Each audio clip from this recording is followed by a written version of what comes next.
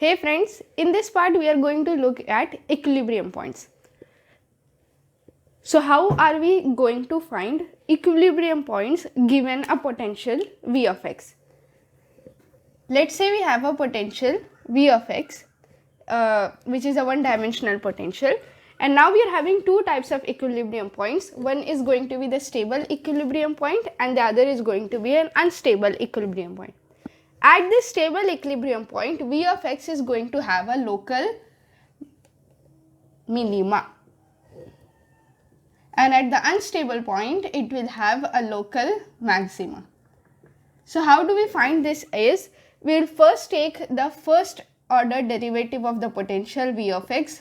So if it is just one dimensional, we can take del V of x dV of x upon dx and equate it to 0. Solve this and we will find a value of x. Let's call that x naught is equal to something we will get. Now this x naught which we are getting, these are the equilibrium points, but they could be either the maxima or the minima, we don't know.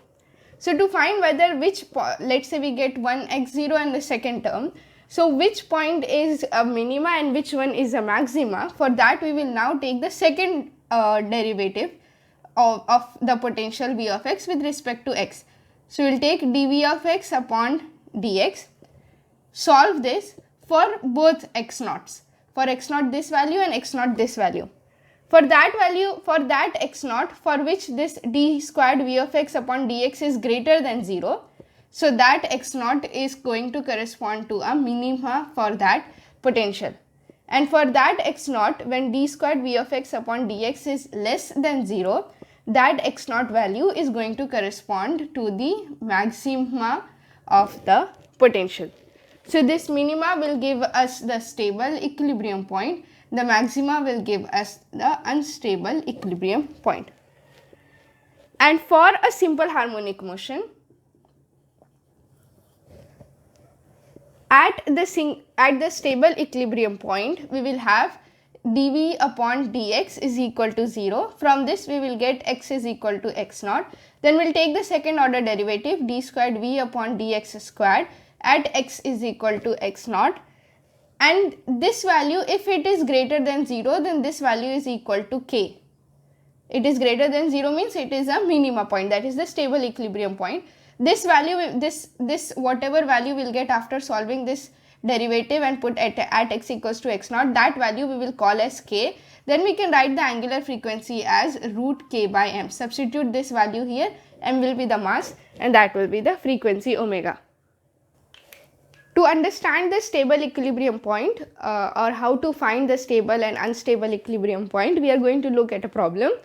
The question says that we are having a particle of unit mass, so we are having mass is equal to 1, which is undergoing small oscillations about stable equilibrium point of one dimensional potential. The potential is given as V of x is equal to x squared plus 1 by x squared. And we need to find the angular frequency, that is omega. To do this, since it is a one dimensional, we can just take dV of x upon dx is equal to 0, the first derivative, that will be 2x minus 2 upon x cube. This is equal to 0. Let's solve this. We will have 2x raised to 4 minus 2 is equal to 0. We will have 2x raised to 4 is equal to 2. We will have x raised to 4 is equal to 1. Now we will take the second derivative, so that will be d squared V of x upon dx squared. And what will be the second derivative of this term? Derivative again, that will be 2 minus plus 6 upon x raised to 4. Now we will put at x raised to 4 equals to 1. So to get k, we need omega, right? So omega is nothing but root k by m. And to get k, we will have to take this term at this x naught value. So this will be equal to 2 into 2 plus 6 upon x raised to 4 is 1, that is 2 plus 6, 6, 7, 8, which is greater than 0. So this 8 is greater than 0, thus we have k is equal to 8. So omega is going to be root k by m, that is going to be root 8 by mass is given as 1, root 8 is nothing but 2 root 2. So this is going to be the angular frequency for the particle of unit mass which is undergoing small oscillations about the stable equilibrium point. Clear? So you can try to solve more problems related to this topic.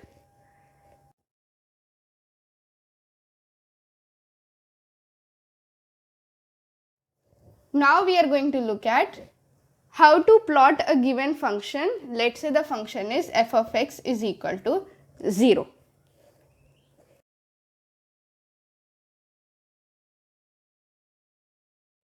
To do that, we are having some steps to follow.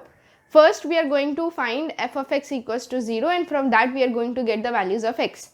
Then we will put f dash of x, that is first order derivative of the function with respect to x, equals to 0 and find x naught. Next, we are going to take the second order derivative of the function at x naught. This value will give us minima or maxima position corresponding to the value of f double dash of x naught. So if this f double dash of x naught is greater than 0, it corresponds to a minima. If it is less than 0, then it corresponds to a maxima. Next, we are going to show all the points on the x-axis, and then we are going to connect the points by making the maxima or minima at which x naught it came, and then just extend the graph. So we'll look at a case and then we'll see how exactly it is done.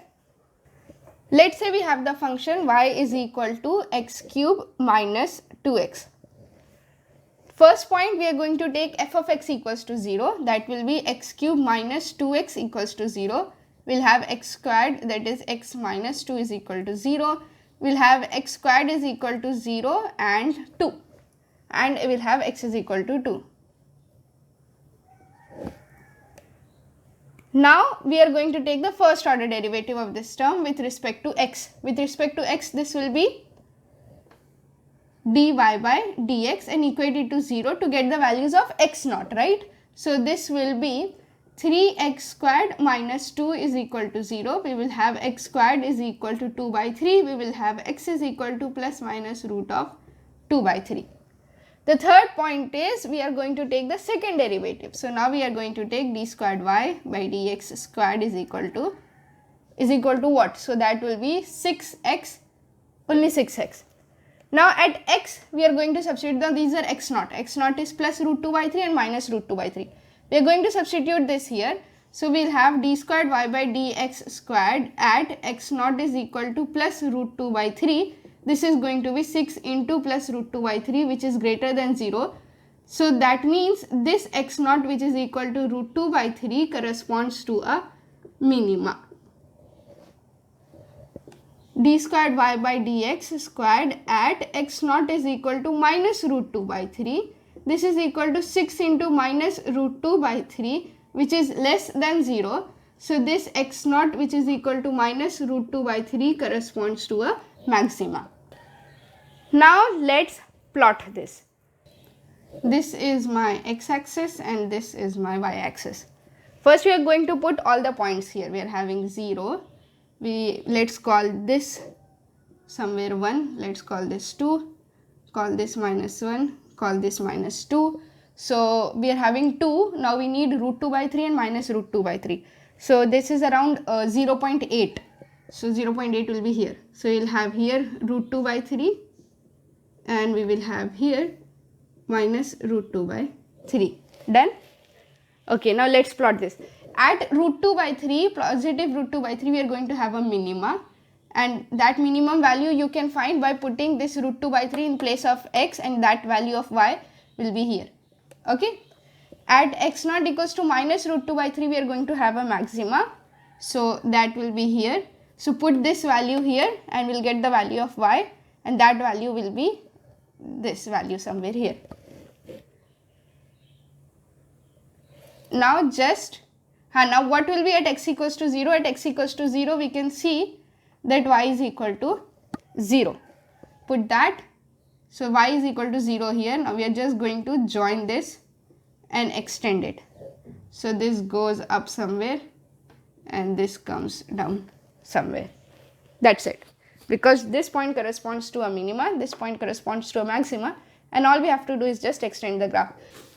So that is how the plot of this function y equals to x cube minus 2x looks like. Now we are going to quickly overlook at constraints and degree of freedom. What are constraints? As the name suggests, they are something which limit, right? So constraints are limits, or constraints actually limit the motion of the system. And as they limit the motion of the system, they reduce the degree of freedom of the system. So this constraint can be then classified into various ways. First we are having is the holonomic constraint.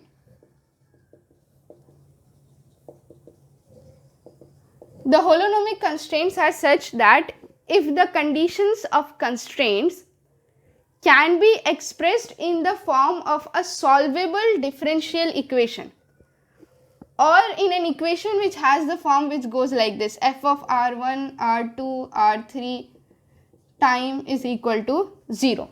That is, it has an equality sign also, where r are the coordinates of the particle and t is the time. Then these types of constraints are called as holonomic constraints. For example, you can consider for a rigid body, any 2 points, if you consider just a rigid body, any 2 points in the rigid body, the distance between them is always going to be a constant, right? So you can write the equation of constraint here as Ri minus Rj the whole squared is equal to some Cij squared, which is always going to be a constant because it is a rigid body. Or for a particle which is moving along a curve, their constraint is also going to be a holonomic constraint. The second type of constraint is the non-holonomic constraint. These are non-solvable differential equations. They are not in the form of equality. They can be either greater than or less than type. Or simply put, if the constraints cannot be expressed as holonomic, then that constraint is non-holonomic constraint. For example, the particle of a gas which is inside a spherical container. So you have a spherical container of radius r, and there is a particle of gas, or there are many particles of gas inside this container. Now these particles, they are bound to stay within this container, they cannot come out. So the position coordinate of this, let's say this particle, is going to be x squared plus y squared plus z squared is less than or equal to r squared. So this is a non-holonomic constraint because it is moving inside the container. The third case is a rheonomic constraint. Here the constraint explicitly depends on time, or you can say that it contains time explicitly, then that type of constraint is called as a rheonomic constraint, and if it does not depend on time, then we call it as a scleronomic constraint.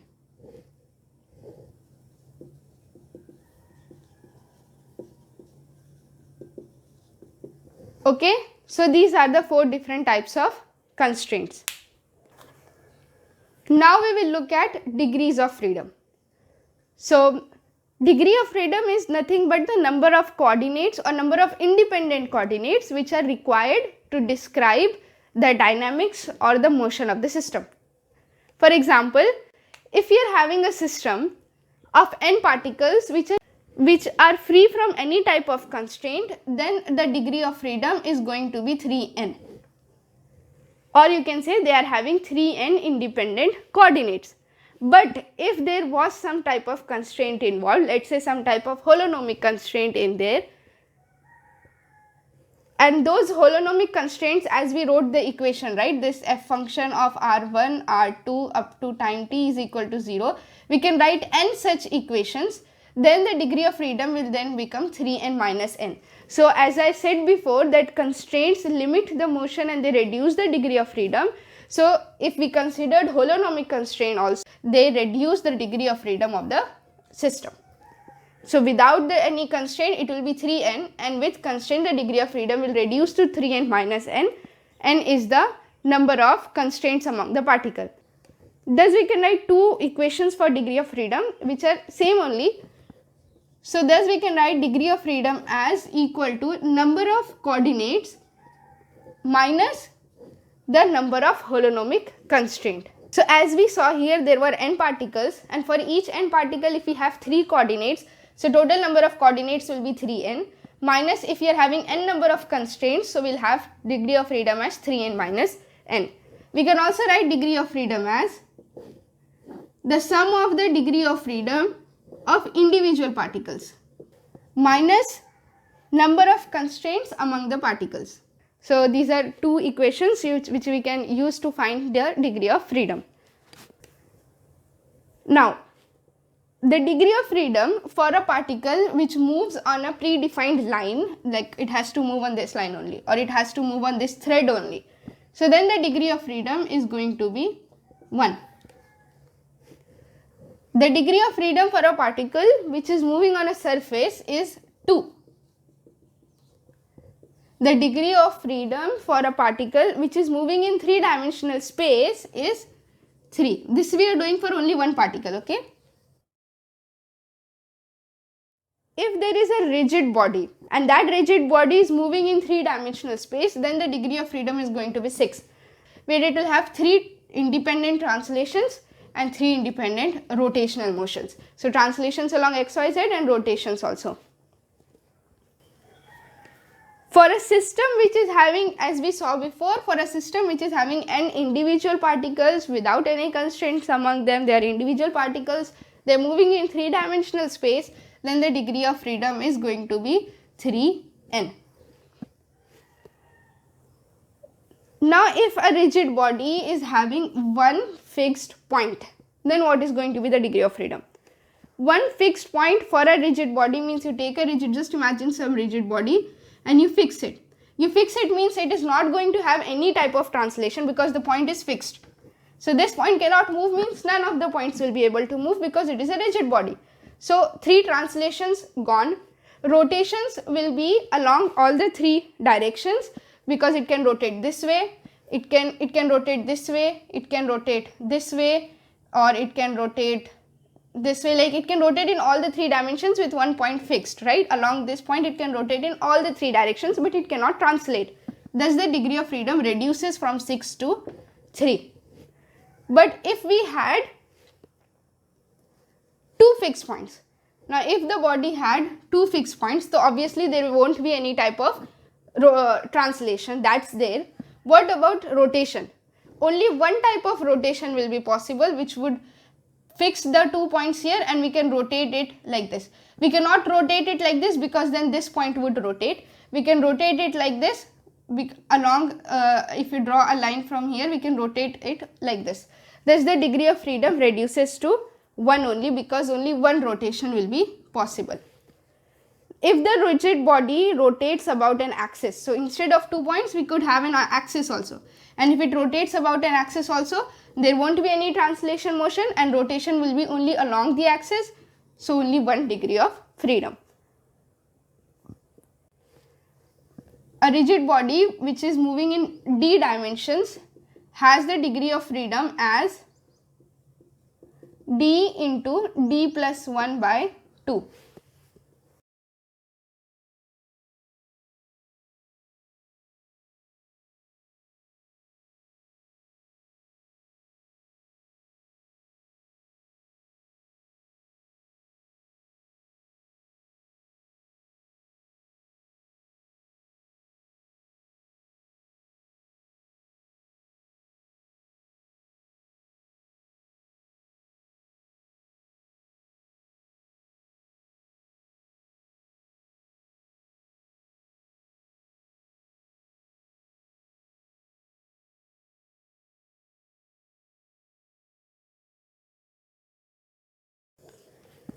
That's it. We are going to stop here, and in the next part we are going to begin Lagrangian dynamics.